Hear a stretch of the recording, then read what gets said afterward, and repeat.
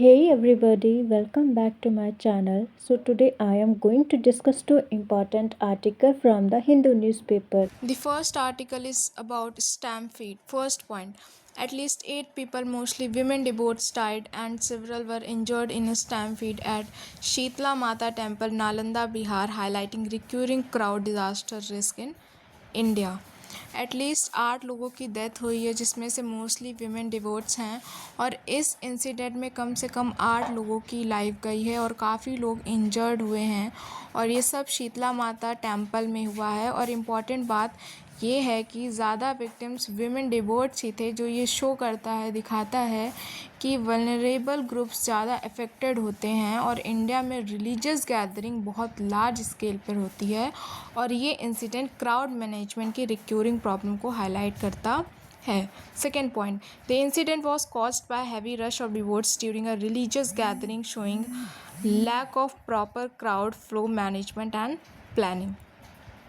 ये स्टैम्पेड का main reason था बहुत ज़्यादा भीड़ एक साथ कंट्रोल के बिना आ जाना। जब प्रॉपर एंट्री एग्ज़िट प्लानिंग नहीं होती तो लोग पैनिक में पुश करते हैं और क्राउड फ्लो मैनेजमेंट जैसे barricading, one way movement, timing slots अगर सही से इम्प्लीमेंट नहीं हो तो ऐसे इंसिडेंट्स हो जाते हैं।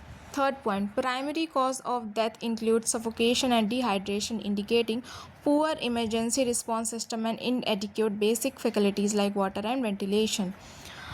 ज़्यादा लोगों की डेथ का रीज़न डायरेक्ट इंजरी नहीं बल्कि जैसे सफोकेशन हो गया, सांस रुकना, डिहाइड्रेशन, पानी की कमी, और जब क्राउड बहुत टाइट हो जाता है, बहुत ज़्यादा हो जाता है तो ऑक्सीजन फ्लो कम हो जाता है और लोग बेहोश होने लगते हैं। बेसिक फैसिलिटीज़ जैसे ड्रिंकिंग वाटर, वेंटिलेशन और मेडिकल हेल्प अगर अवेलेबल ना हो तो सिचुएशन और भी डेंजरस हो जाती है और ये क्लियरली शो करता है कि इमरजेंसी रिस्पॉन्स सिस्टम वीक था। Fourth point, reports pointed to shortage of security personnel as police were deployed elsewhere, exposing gaps in resource allocation during peak events. Shortage of security personnel मतलब reports के according वहाँ security और police की कमी थी। Police दूसरी जगह deploy थी जिस वजह से क्राउड कंट्रोल वीक हो गया। पीक इवेंट्स में प्रॉपर मैन पावर प्लानिंग बहुत इम्पॉर्टेंट होती है और ये रिसोर्स एलोकेशन फेलियर को हाईलाइट करता है। जहाँ ज़रूरत थी वहाँ सफिशेंट स्टाफ नहीं था। 5 point, allegations of mismanagement and corruption queue bypassing bribes suggest failure of local administration and temple authorities in maintaining order.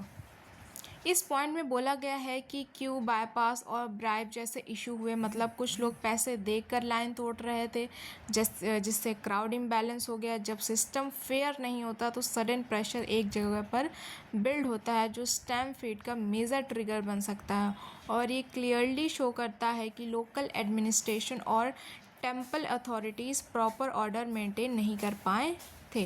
6 point, the state government ordered a probe and suspended local police officials, reflecting issues of accountability and governance in disaster handling. Incident के बाद state government ने investigation मतलब probe order किया और कुछ local police officials को suspend भी किया है और ये अकाउंटेबिलिटी का एग्जाम्पल है, लेकिन ये भी शो करता है कि पहले से मॉनिटरिंग वीक थी। डिज़ास्टर होने के बाद एक्शन लेना इम्पॉर्टेंट है लेकिन प्रिवेंशन और प्रिपेयर्डनेस उससे भी ज़्यादा ज़रूरी है और गवर्नेंस फेलियर का ये एक क्लासिक केस है जहाँ सिस्टम रिएक्टिव था लेकिन प्रोएक्टिव नहीं। 7th point, the incident highlights the need for strict implementation of National Disaster Management Authority guidelines on crowd management, including risk assessment, route planning and real-time monitoring. ये point highlight करता है कि national disaster management authority which is NDMA के rules को strictly follow करना चाहिए। NDMA का guidelines में इंक्लूड होता है जैसे रिस्क असेसमेंट, कितनी भीड़ एक्सपेक्टेड है, proper route planning, entry exit अलग अलग, and the third is real time monitoring मतलब CCTV कंट्रोल रूम्स। और अगर ये सब प्रॉपरली इम्प्लीमेंट हो तो स्टैम्पेड जैसे इंसिडेंट्स को काफ़ी हद तक प्रिवेंट किया जा सकता है। And the 8th point is in current context frequent stampedes in India underline the importance of technology use CCTV, AI crowd monitoring, trained volunteers, medical preparedness and inter agency coordination to prevent such tragedies. Future prevention के लिए क्या ज़रूरी है? आज के time में India में बार बार ऐसे इंसिडेंट्स हो रहे हैं जो एक वार्निंग साइन है। कुछ की सोल्यूशन जैसे technology use, CCTV, AI based crowd monitoring, train volunteers जो क्राउड को गाइड कर सके, मेडिकल प्रिपेयरनेस मतलब emergency ambulance, first aid, inter agency coordination, police administration, health department का coordination.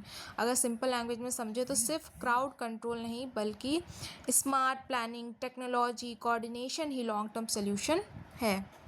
The second article is about disaster risk. The 16th Finance Commission used a disaster risk index, hazard, exposure plus vulnerability for allocating disaster funds, but its implementation as structural flaws.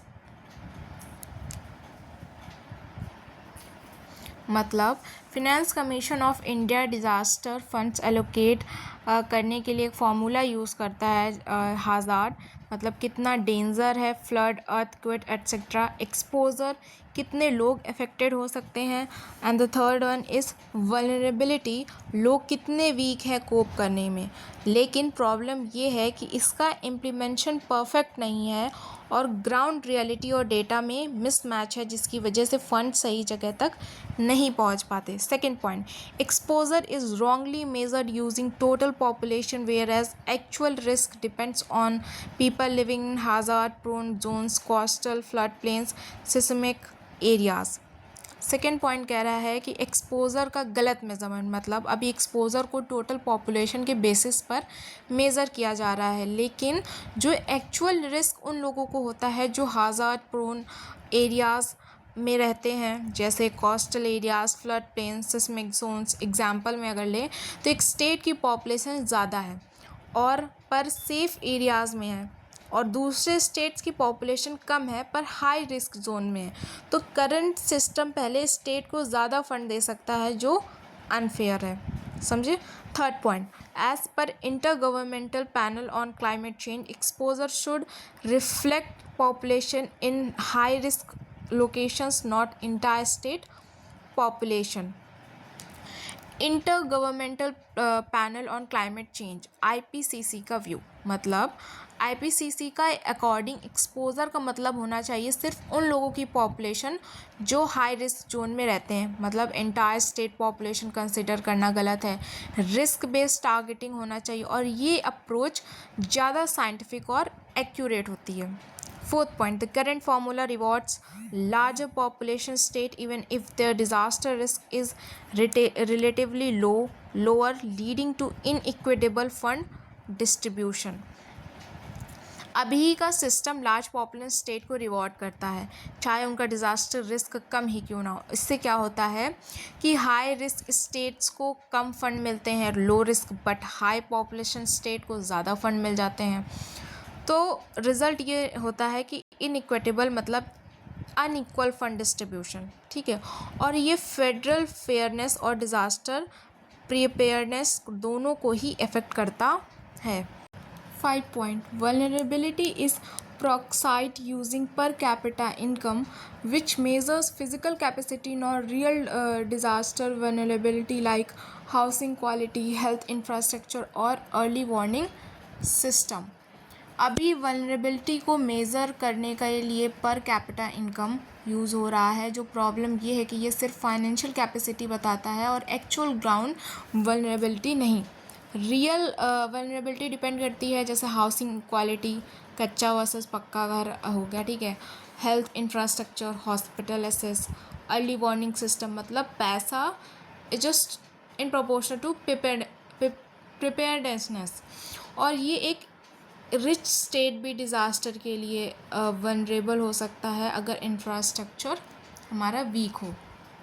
6 point, highly disaster prone state like Odisha face funding disadvantages despite stronger disaster management improvement, cyclone preparedness, early warning system.